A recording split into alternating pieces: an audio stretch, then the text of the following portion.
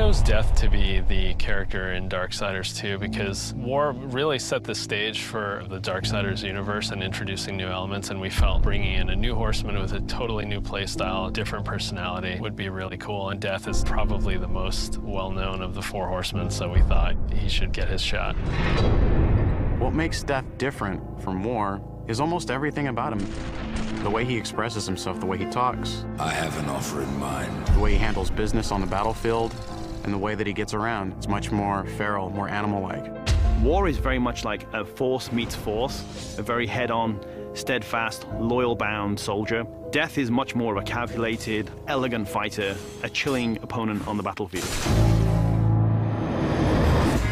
His traversal has definitely improved. It's a lot faster, more responsive, and so is his combat.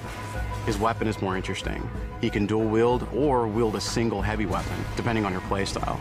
Death's primary weapon is a scythe. It's kind of a unique one. It's sort of a multi-purpose Swiss Army scythe. He can use it with two different blades. He can attach it together to form the more traditional Reaper scythe. He can use it as a polearm. Of course, he doesn't stop that. He'll pretty much use any weapon that's made available. You can get big axes, you can get crazy cool claws, big iron fists, and he'll even shoot guns. I mean, he'll use anything that he can, really. The main improvement from Darksiders 1 to Darksiders 2 was depth. We wanted to make the game more involved. We wanted to have more context. We wanted the player to really feel like they're in a real world with people living there, stuff going on, things going on.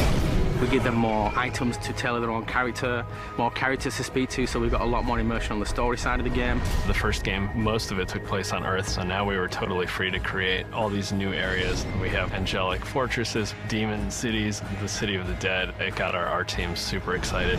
On top of that, there's a lot of weapons and armor, and obviously the new character as well, Death. Death's the most feared, and he's one of the oldest horsemen in the fiction. They kind of look at him as a big brother. He's feared just because when he really gets down to business, he is the death dealer. That's sort of his thing. He wears his mask as an executioner's mask. That's his trade, that's his business. He takes people down. He doesn't wait for things to happen, he causes them to happen. So it's a much more aggressive style of game and a more aggressive character. I mean, I guess it's all wrapped up in his name, right? War implies some conflict, but Death's the final end. Who doesn't fear that? A few words describe Death: cold and calculated. Agile, both in the way he fights and the way he deals with situations. My favorite word to describe Death is definitely arrogant. He's an opportunist. If I could describe Death in one word, it'd probably be badass.